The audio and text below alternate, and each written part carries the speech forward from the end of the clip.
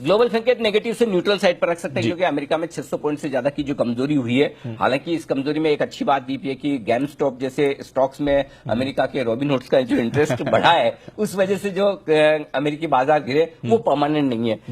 वहां की सेबी यानी कि सिक्योरिटीज एक्सचेंज एंड कमीशन वो जल्दी एक्शन लेने की तैयारी में है। तो मुझे लगता है कि उस लिहाज से वो एक शॉर्ट टर्म टेम्परेरी ट्रिगर था जिसकी वजह से अमेरिका गिरा है, और यही वजह आप देखिए सुबह से डाउ फ्यूचर्स रिकवर करते हुए दिख रहे हैं। तो नेगेटिव से न्यूट्रल साइड पर आप रख सकते हैं आज के संकेतों को। एफआईज की तरफ से संकेत नेगेटिव साइड पर है और अच्छे खासे नेगेटिव साइड पर है। बड़ी बिकवाली शुक्रवार को हुई है।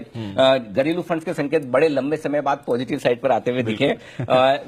एक सबसे बढ़िया और इंटरेस्टिंग ट्रिगर आज के लिए वो वायदा कारोबार की तरफ से संकेत बड़े पॉजिटिव आते दिख रहे हैं। आज पॉजिटिव है। यस दीप, बाजार बजट में जाने से पहले बेहद हल्का है। अरे वाह, ये एक अच्छा संकेत है। ट्रेंड न्यूट्रल है और सेंटीमेंट थोड़ा सा सावधानी भरा। बजट के दिन तो होना ही चाहिए। बिल्कुल सर, पर इसका फायदा कैसे उठाना है ये आपसे जानना चाहूंगा मैं सर।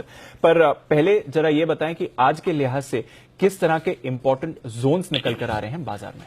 देखिए, मैं पहले आपको प्री बजट बता दूं। प्री बजट सिंपल एक ही चीज है, 13,450 13,500 मजबूत सपोर्ट जोन है। इनफैक्ट अगर गैप से खुल गए तो 13,550 13,500। मैं पहली कमजोरी बाजार में तब देखूंगा जब 13,550 के 550 के नीचे ट्रेड करना शुरू करें। तो अदरवाइज जितने पहले से कमजोर है उतनी ही है, नई कमजोरी नहीं है। तो 13,550 मेरे लिए बड़ा अहम लेवल है प्री बजट। फिर भी रेंज के हिसाब से चूंकि बजट का दिन है, 13,450 13,550 इंपॉर्टेंट सपोर्ट जोन है।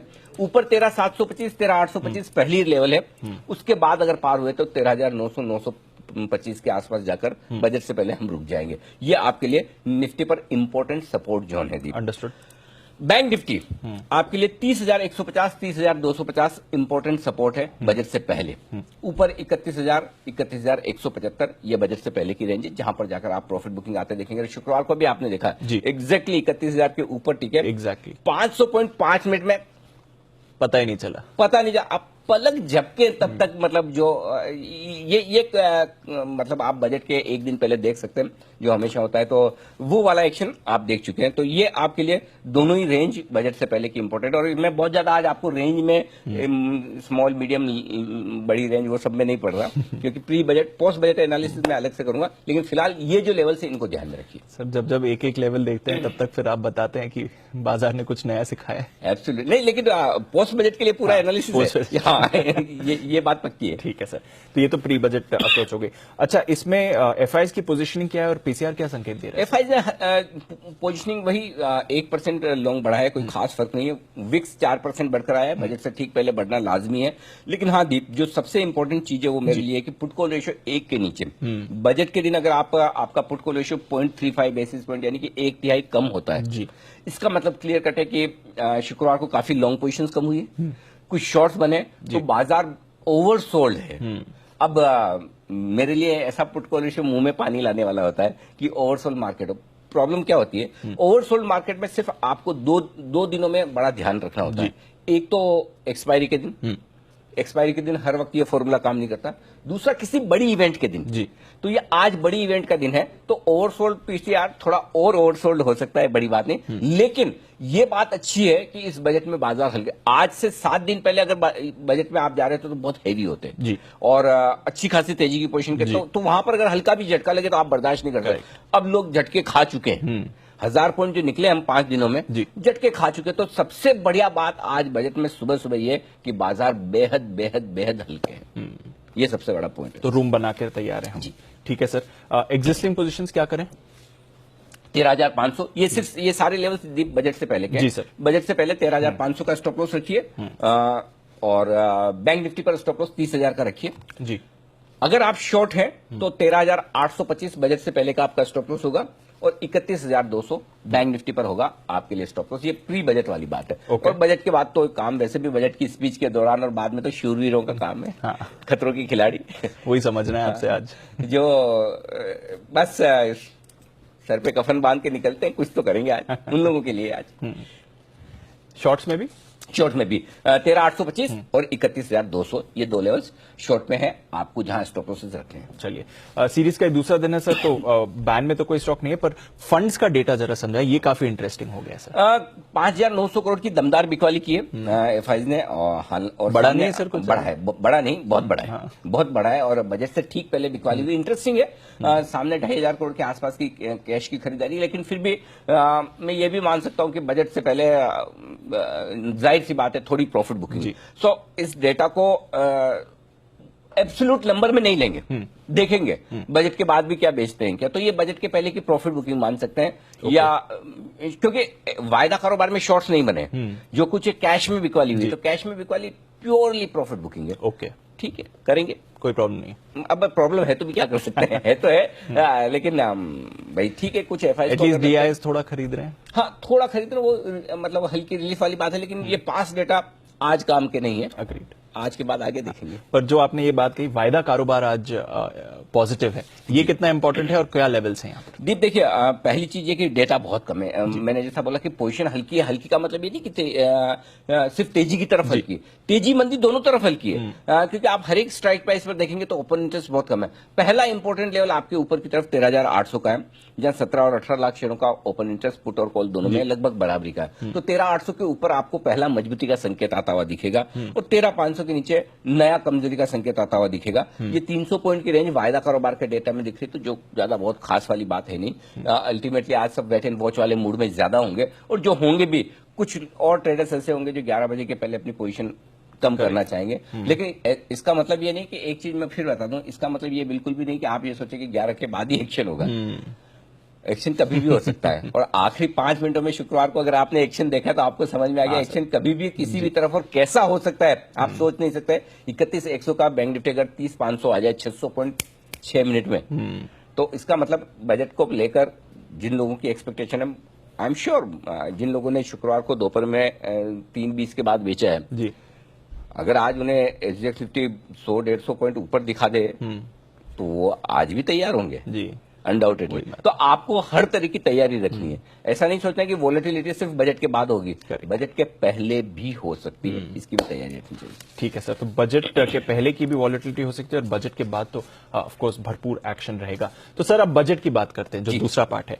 बजट क्या डायरेक्शन दिखा सकता है, क्या दिशा होगी? दीप, मेरे को इस बजट में सबसे बढ़िया बात यह लग रही है कि यह मंडे को आ रहा है, तो आपको सैटरडे संडे पूरा काम करने का मौका मिलता है, पढ़ने का मौका मिलता है, रिसर्च करने का मौका मिलता है। फॉर्चुनेटली मैं ये कह सकता हूं दावे के साथ हमारे दर्शकों को कि हम पिछले 3 बजट से लीडर हैं। आप सबका सबसे ज्यादा प्यार विश्वास हमें मिला है, लेकिन उसके बावजूद इस बजट में हमारी तैयारी सबसे बेहतरीन 100%। We are best prepared for this budget, और ये वीकेंड आने की वजह से और ज्यादा बेहतरीन तैयारी हुई। तो इस वीकेंड पे काफी कुछ पढ़कर समझकर ये सारी स्ट्रेटेजी बनाने की कोशिश की, जो पिछले हम 3 हफ्तों से लगातार कर रहे हैं। कुछ चीजें जो समझ में आई है, जो मेरे सेंस में मुझे लग रहा है बजट में क्या होना चाहिए। पहली चीज, बजट के डायरेक्शन के लिए आज से बात करते हैं। बजट का डायरेक्शन 2 चीजों पर होगा दीप। पहला, जो आपको कुछ चीज पसंद आएगी, कुछ नहीं पसंद आएगी। कैसे? अगर आप लॉन्ग टर्म इन्वेस्टर हैं तो आपको इस बजट में सबसे बढ़िया चीज दिखेगी कि लॉन्ग टर्म में ग्रोथ पर ओरिएंटेशन होगा, कि ग्रोथ कैसे बढ़ेगी, इस पर फोकस होगा इस बजट का लॉन्ग टर्म में। लेकिन शॉर्ट टर्म में टैक्स, पैसा कैसे बढ़े, इस पर फोकस होगा जी। ये आपके लिए मतलब वो दोधारी तलवार है जिस पर वित्त मंत्री को चलना है। पैसा चाहिए, अनडाउटेडली चाहिए। हालांकि आज ही जीएसटी कलेक्शन के आंकड़े 1.25 लाख करोड़ देखकर तो वित्त मंत्री जी, लेकिन चूंकि वित्त मंत्री जी बजट तो पहले छाप चुकी होंगी तो अब तो बदलने से रहा। तो सबसे बड़ी चीज ये कि लॉन्ग टर्म में ग्रोथ कैसे आए, इस पर कंप्लीट फोकस होगा बजट का। तो बजट में आपको ये सारे शब्द सुनने को मिलेंगे, रिफॉर्म्स, अलोकेशन, एफडीआई जी। तो ये बहुत क्लियर है। लेकिन शॉर्ट टर्म में पैसा चाहिए जी, और पैसे की कमी सरकार के पास है ही, इसमें कोई डाउट नहीं है। और स्पेशली पिछला साल खराब गया है कोविड की वजह से, तो कुछ बड़े टैक्सेस के लिए तैयार रहिए। वो टैक्सेस आपके किसी भी तरह के हो सकते हैं। तो ये तो पहली चीज ये है बजट पे।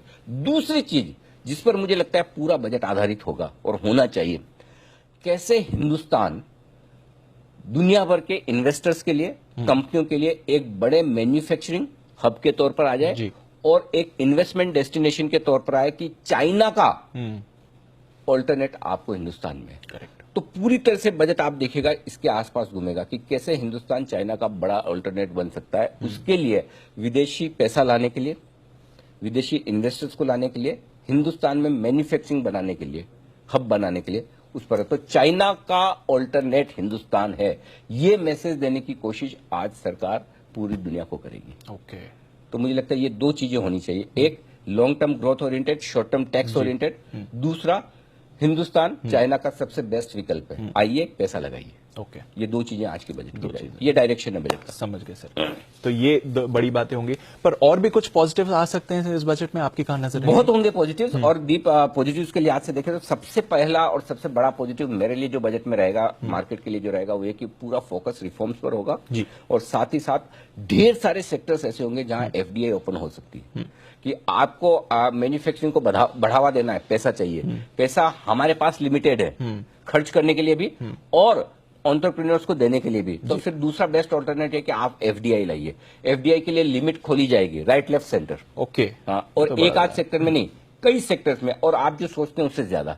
इसकी पूरी पूरी संभावना है। वही तरीका है कि आप हिंदुस्तान में, क्योंकि अगर समझिए कोई एक ऑटो कंपनी है, अंतर्राष्ट्रीय कंपनी, उसको हिंदुस्तान में मैन्युफैक्चरिंग करनी है, तो वो चाहेगी कि मैं हिंदुस्तान में पैसा भी लगाऊं जी और यहां पे करूं भी। तो अगर आप ये कहेंगे हमारी कंपनियों से लीजिए जी, लेकिन आपको पैसा लगाने की इजाजत लिमिटेड है, तो वो काम बनेगा जी। नहीं। तो दोनों साथ में चाहिए। इसलिए सबसे बड़ी चीज जो होगी वो कई सारे सेक्टर्स में, छोटे बड़े सेक्टर्स में एफडीआई खोलने का ऐलान हो सकते हैं, पहला। दूसरा, मेक इन इंडिया पर जबरदस्त फोकस होगा, है ही ऑलरेडी, और होगा। एमएसएमईज के लिए काफी कुछ ऐलान किए जाएंगे, ऐलान ढेर सारे होंगे, ये मानकर चले, ढेर सारे होंगे, छोटे बड़े सारे होंगे, बहुत सारे होंगे। एमएसएमईज पर फोकस रहने वाला है। तीसरा, 3-4 सेक्टर ऐसे हैं जिस पर मुझे लगता है कि बहुत तगड़ा फोकस रहने वाला है। इंश्योरेंस के लिए एफडीआई खुलने की पूरी संभावना बनती है। 74% तक तो आराम से ले जाया जा सकता है, 49% अभी है। हेल्थ केयर सेक्टर पर अलोकेशन पक्का बढ़ेगा, क्योंकि आपने 2020 में सबसे बड़ा सबक यही सीखा कि आपको हेल्थ केयर पर खर्चा करना होगा।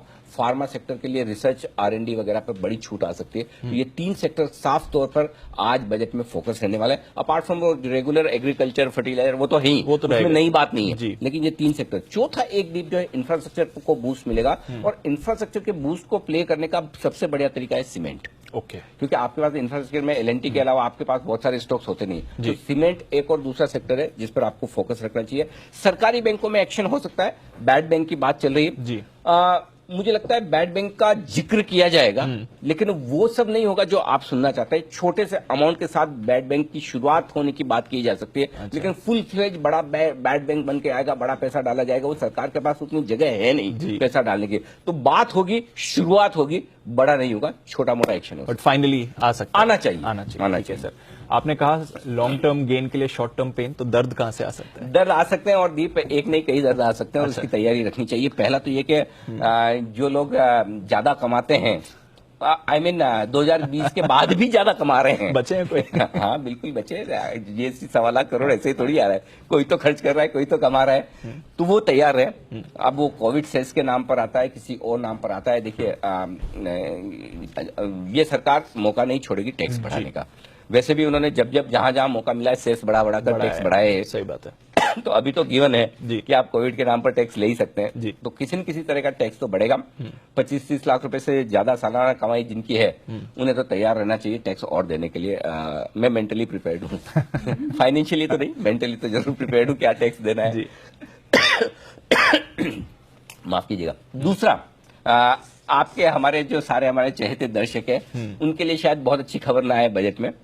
Short term capital gain tax या किसी न किसी तरह से शेयर बाजार की कमाई पर वित्त मंत्री की नजर रहेगी। भले उन्हें बड़ा डाइवेस्टमेंट करना है, लेकिन उसके बावजूद इस बात की संभावना पूरी है कि कुछ न कुछ टैक्स आपको देना होगा, क्योंकि खासतौर से ना पिछले 1 साल में हमारे नए अभिमन्यु और दुनिया भर के रॉबिनहुड बड़े उतरे हैं बाजार में, और उन्होंने सब शॉर्ट टर्म कमाई की। तो पूरी संभावना है कि शॉर्ट टर्म कैपिटल गेन 15% से बढ़कर अगर 20% हो जाए तो मुझे आश्चर्य नहीं होगा। तो वहां एक स्कोप है, और होता है ना, आप कमा रहे हैं तो देने में ठीक है, कोई बात नहीं, थोड़ा आप ले जाइए वित्त मंत्री जी। दुखी मन से कहें ज्यादा तो अब कमाई करके अगर टैक्स देना पड़े तो शायद उतना दुख नहीं होना चाहिए, लेकिन इसकी संभावना पूरी है। शेयर बाजार से कमाई जो हो रही है लोगों को, उन पर टैक्स किसी न किसी तरह का बढ़ सकता है। हो सकता है short term capital gain tax 15 से 20% हो जाए, इस बात की संभावना बनती है। शायद इसलिए बाजार भी थोड़े हल्के हो गए। तो सर फिर ये बताइए कि अगर ये पॉजिटिव्स वैसे ज्यादा दिए हैं आपने, नेगेटिव्स तो कम ही है, पर जो भी आए बजट में उसके बाद क्या चाल रहेगी, क्या मौका मिलेगा इन्वेस्ट करने का? दीप देखिए बाजार कैसे पोजीशन है ये देखना जरूरी है। देखिए आप है ना 14,700 पर नहीं है, आप 13,700 पर है, बिल्कुल राइट, 1000 पॉइंट नीचे टॉप से जी। और ये 5 दिनों में ही हुआ जी। तो इस 5 दिनों में थोड़ा कंट्रीब्यूशन ग्लोबल का है, थोड़ा हमारे बजट का है जी। तो हम हल्के हल्के हो चुके हैं थोड़े। पहली चीज जो आईवीज बता रही है, वोलेटिलिटी इंडेक्स जो बता रहा है वो ये कह रहा है कि बजट के दिन का मूवमेंट 5 से 6% का निफ्टी पर होना चाहिए।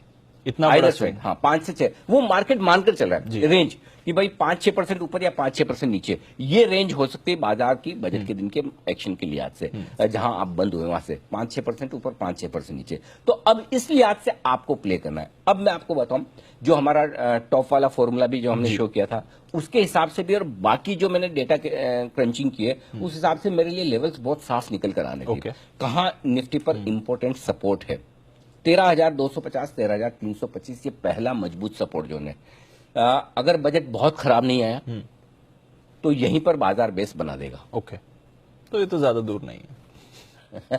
नहीं जो वॉलेटिलिटी आप बोल रहे हैं सर, तो एक ही मूवमेंट आ जाए तो 13,250, 13,350 अच्छा है, ऐसा सोचने वाले लोग हैं कि ज्यादा दूर है। लेकिन रॉक बॉटम सपोर्ट जो मुझे दिखता है वो 12,925 से 13,050। तो ब्रॉडली में 13,000 टूटने की आशंका मुझे नहीं है। और 13,113 का लो बनाया था हमने जब एक दिन 13,777 के हाई से एक ही दिन जो हम पिटे थे वो 13,113 लो था, 13,328 कुछ उस दिन का हमारा क्लोजिंग था। तो मुझे लगता है वो रेंज आपके लिए मजबूत सपोर्ट। और एक बार 14,753 से 13,100 के आसपास का करेक्शन, फुल करेक्शन 1,500-1,600 पॉइंट का कंफर्टेबल, और इस रेंज में बाजार आए तो लेना ही लेना है 100% लेना है। वहां पर इफ बट मत कीजिए, उधर उधर दाएं बाएं मत देखिए, ये मत सोचिए कि और गिर जाएगा कि ये हो जाएगा। चाहे short term capital gain tax बढ़ जाए, चाहे किसी भी तरह का कोई भी टैक्स बढ़े, फिर भी आपको ये 2 रेंज जो मैं दे रहा हूं इस 2 रेंज में पैसा लगाना ही है। कॉन्फिडेंट रहिए, डरिए मत, वहां लगाना है 100%। ना आए तो बेहतर है लेकिन आए तो छोड़ना मत। जो आपके हाथ में है वो सोचिए, जो आपके हाथ में नहीं कि आएगा नहीं आएगा वो तो नहीं, अगर आ जाए तो ये वो रेंज है जहां पर आपको पैसा लगाना है। अंडरस्टूड, क्लियर कट, ठीक है।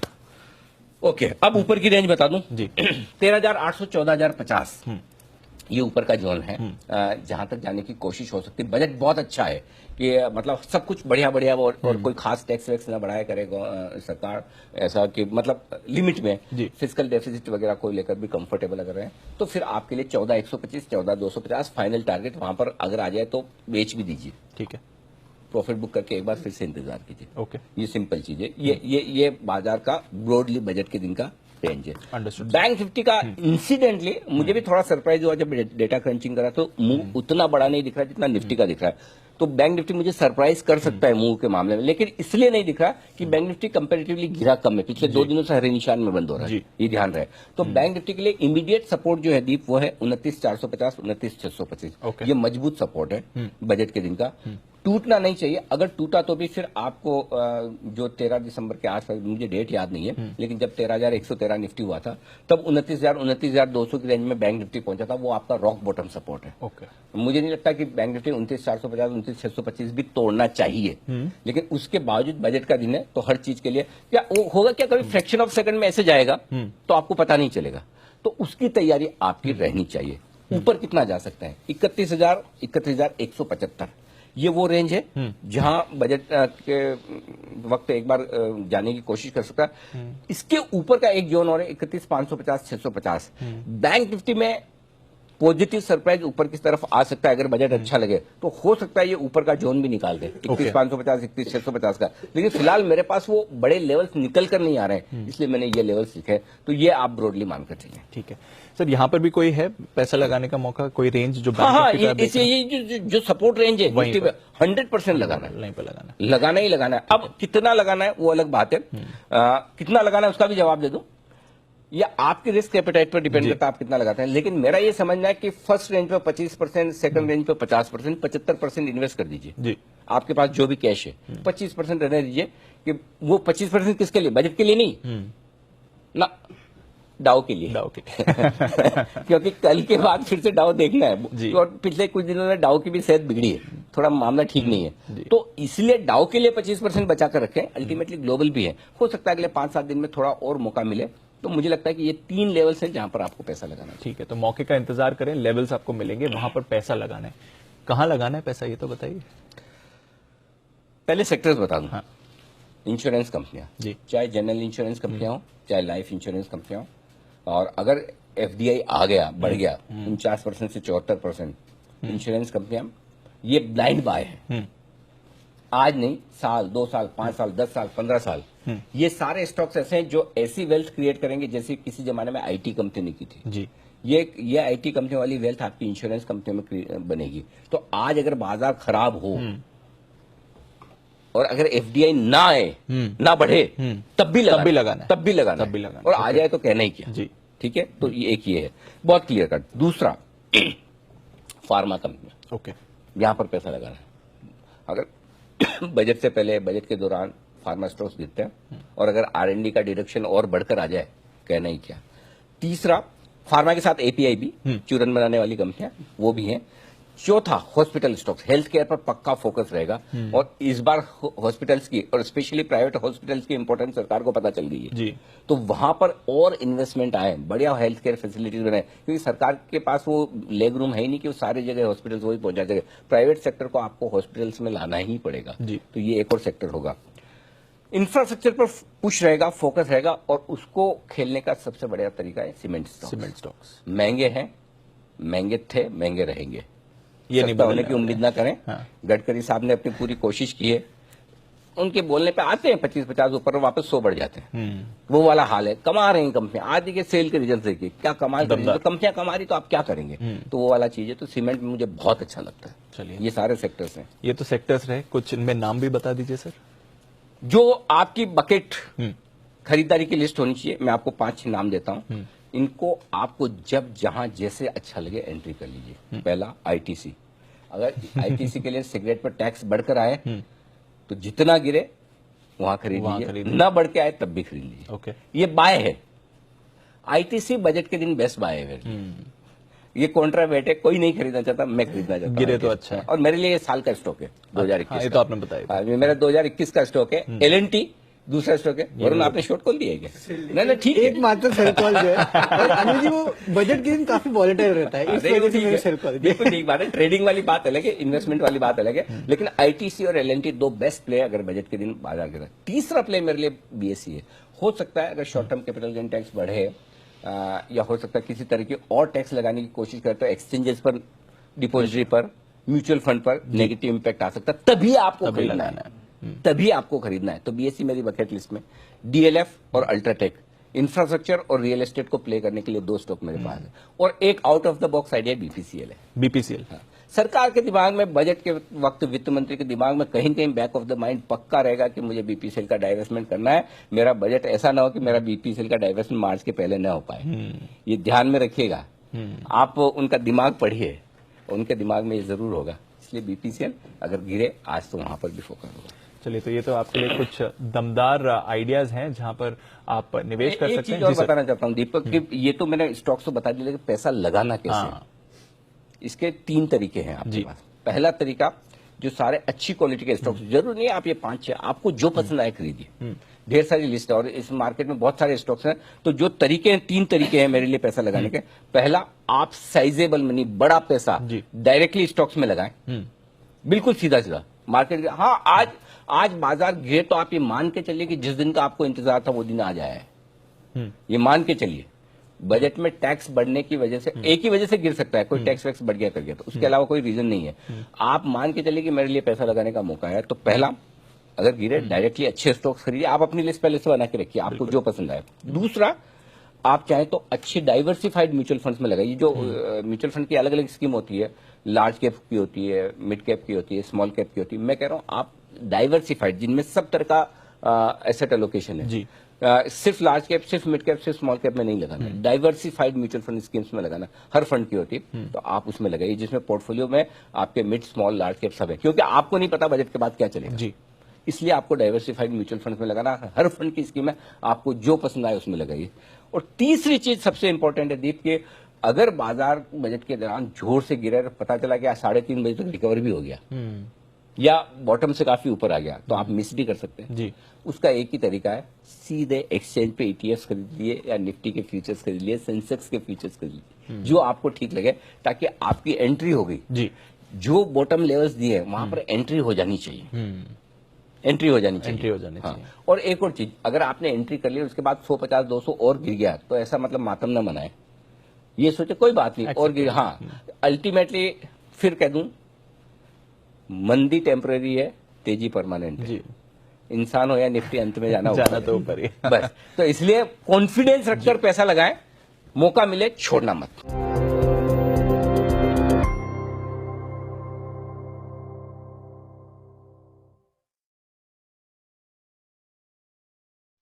फ्रेंड्स मिलते हैं अगले वीडियो के अंदर, जब तक के लिए गुड बाय।